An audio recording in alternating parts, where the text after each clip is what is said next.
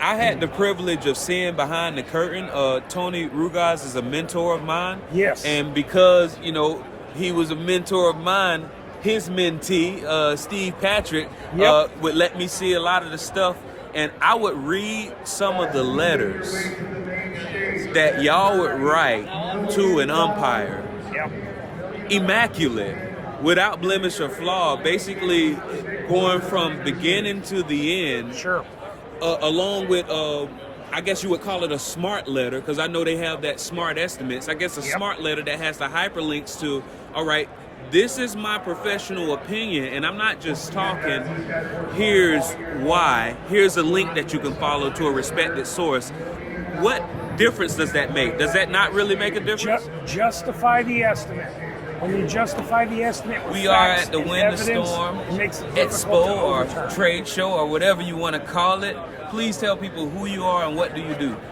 Jared Belsher, I work for LP Laws. Level the playing field. I am an appraiser. An appraiser? Yes, Do you sir. mean like, you don't mean the person that comes when you're trying to sell your home? No, insurance appraisal. Okay, what's the difference? The difference is it's for a home, you're appraising the value of the home. With insurance appraisal, you're appraising the damage of what has happened from the insurance. Okay, Right. so is that just the price, or is it the scope? What are you paying attention We to? set the amount of the loss. So what that entails, there's price and scope involved in that. Got it. And so, is that something that anybody can get into, or is it a certain path that maybe they should go? It's dictated by the policy. You have to be competent, independent, disinterested in the claim. But there are no rules. It's the wild, wild west for appraisal. Yeah, and a lot of people describe it that way. What's one of the wildest appraisal stories that you can think of? I call it the Grand Slam. Okay. Okay. Sat there, worked with the other carrier appraiser. We had a disagreement, so we decided to take it to the umpire. And it was a AAA appointed You're not umpire. talking about the guy that says you're out. No. An insurance umpire rules on the differences between the carrier's appraiser and the insured's appraiser. And we went to umpire, and if you put together your final position to the umpire with compelling facts and evidence and explain it and conjugate it correctly to the umpire, you can have a good award. This just so happened to be an amazing award because the umpire rules and says, I like Jared's scope of work. He brought together the facts and evidence. He just so happened to be an attorney that the AAA association on this particular project was hired. And I didn't think he had the experience in this field, but providing facts and compelling evidence, he was able to make a fair and just ruling. And it was a grand slam where I received everything on my appraisal award. Exactly. That's the great story. Oh yeah, because I had the privilege of seeing behind the curtain.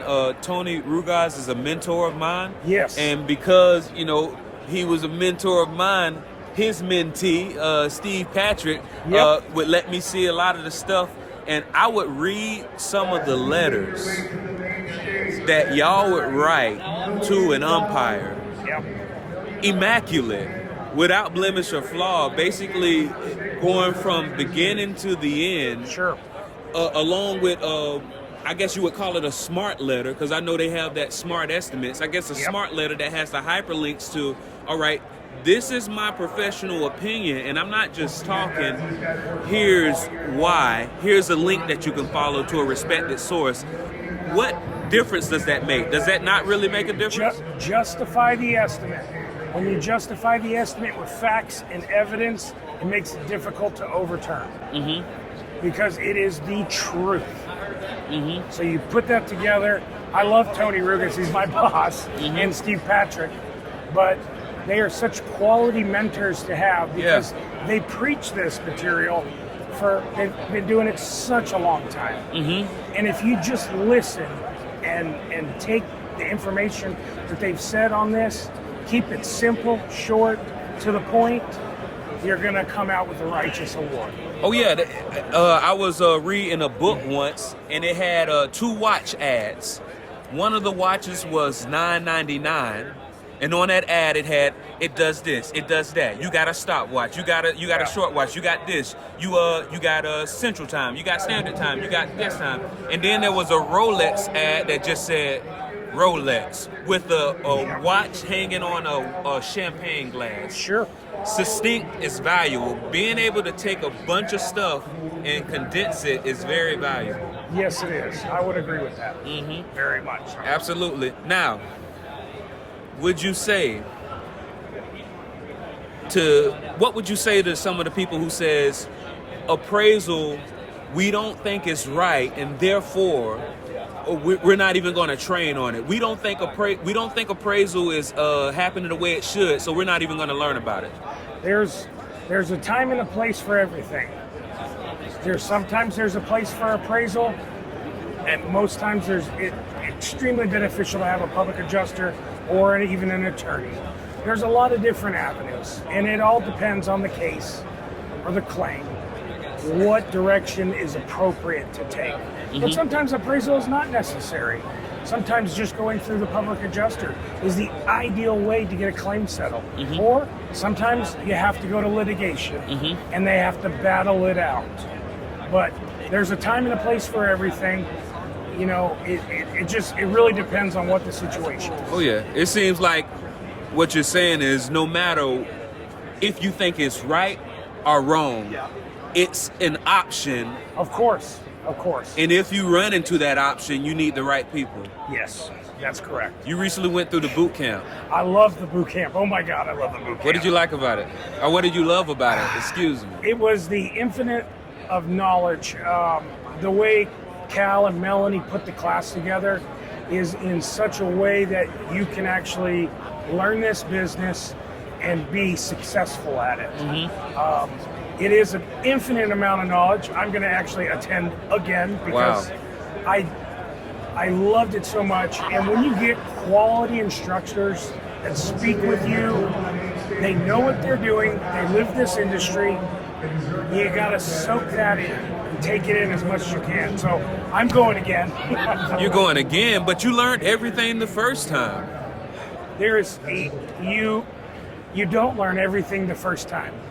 I was taking notes. I was taking notes on my iPad, on paper, reviewing the handouts. It's a lot of information to take in at once, but it's quality information. Yeah.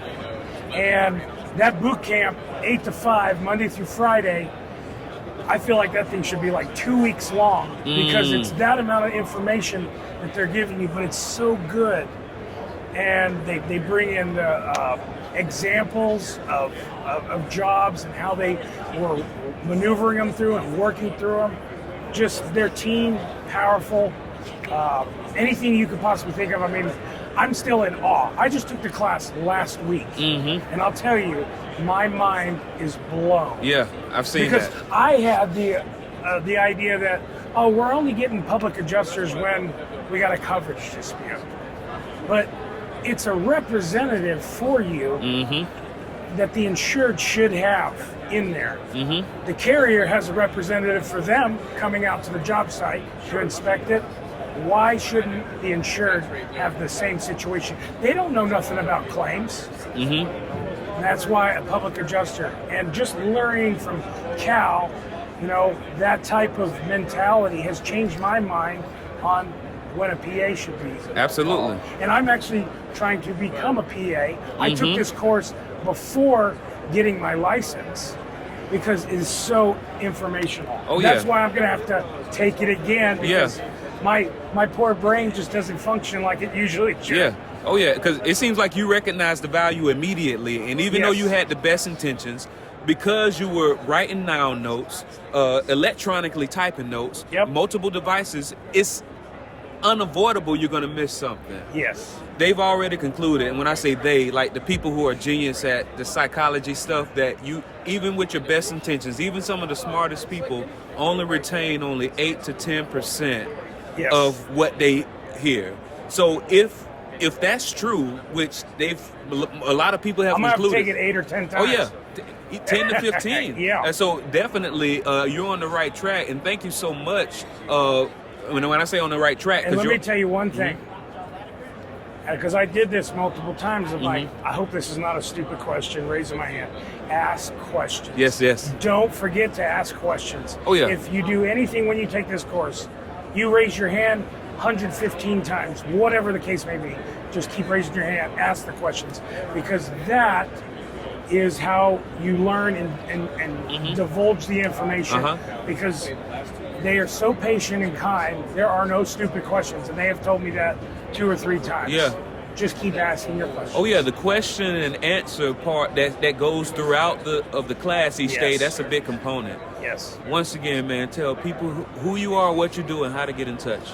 Jared Belsher. I'm with Level the Playing Field, LP Loss Consulting. I do appraiser and umpire work. You can reach us at, we have a website, or you can go on to Level the Playing Field Facebook forum.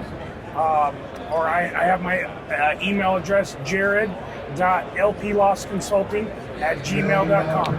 Thank you so much for talking to me. No problem.